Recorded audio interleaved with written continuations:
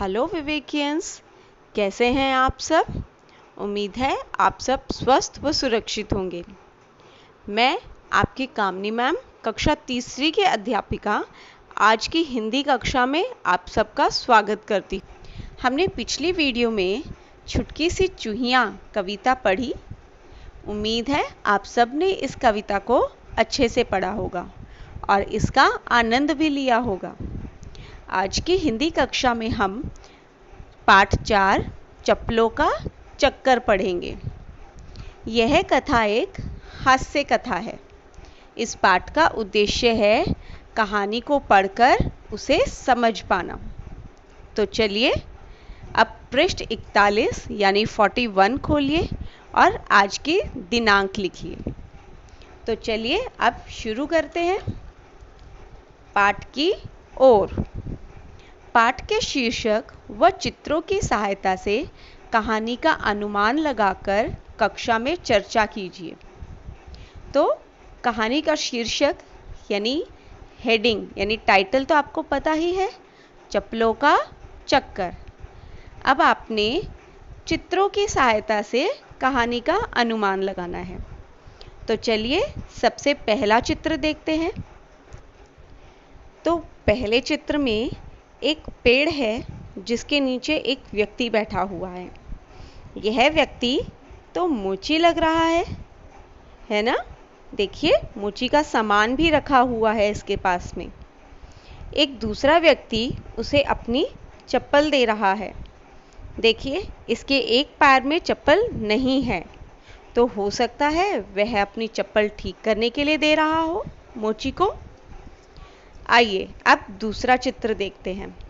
दूसरे चित्र में एक बच्चे ने हाथ में कुछ पकड़ा हुआ है जो हमें भी नहीं पता कि क्या है, और वह सामने बैठे व्यक्ति को दे रहा है ना।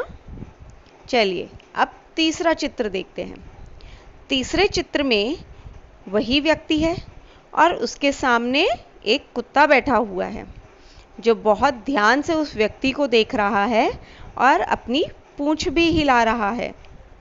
और कुत्ते के पास में ही 2 चप्पलें रखी हुई हैं। तो इन 3 चित्रों को देखकर क्या लग रहा है कि यह कहानी कुछ चप्पलों के बारे में ही है ना। चलिए तो आइए पाठ शुरू करते हैं। आओ पढ़ें। मेरी चप्पलें पुरानी पड़ गई थीं। वे कई बार रास्ते में चलते चलते टूट चुकी थीं। बार बार मोची से मरम्मत करवा चुका था। मरम्मत का अर्थ है ठीक करना या सुधारना। मोची भी इनसे परेशान था। एक दिन वह बोला, बाबूजी क्यों पैसे बर्बाद करते हैं? मेरी सलाह माने, अब इनकी छुट्टी कीजिए, नई चप्पलें ले लें। तो बच्चों, यह कहानी एक व्यक्ति की चप्पलों के बारे में है जो बहुत पुरानी हो गई थी। ठीक है। अब वे चप्पलें कई बार रास्ते में चलते चलते टूट जाती थी और उसको ठीक करवाने के लिए वह व्यक्ति कई बार मोची के पास जा चुका था। अब तो मोची भी परेशान हो गया था। तो एक दिन मोची ने उन बाबूजी से कहा कि बाबूजी आप इस पर पैसे क्यों बर्बाद करते हैं? मेरी बात माने तो अब इनकी छुट्टी कीजिए। छुट्टी कीजिए मतलब कि अब इनको छोड़ दीजिए और नई चप्पलें ले लें। आगे मैं मोची से कहता, बस अब की बार इन्हें ठीक कर दो, फिर नहीं लाऊंगा, लेकिन चप्पलों को तो बार बार टूटना था। तो उन बाबूजी ने मोची से कहा कि प्लीज़ अब की बार इन्हें ठीक कर दो, फिर दोबारा नहीं लेकर आऊँगा। लेकिन वो तो पुरानी चप्पलें थी ना, इसीलिए बार बार ही टूटती जा रही थी। आगे नई खरीदने के लिए जेब में पैसे नहीं थे। मैं फिर मोची की दुकान पर जाता।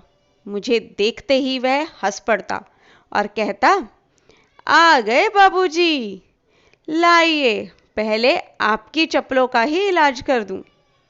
मुझे तब ऐसा लगता जैसे डॉक्टर किसी मरते हुए मरीज को इंजेक्शन देकर जिंदा रख रहा है। तो वो जो बाबूजी थे, जिनकी चप्पलें बार बार टूट जाती थी, उनके पास नई खरीदने के लिए पैसे नहीं थे।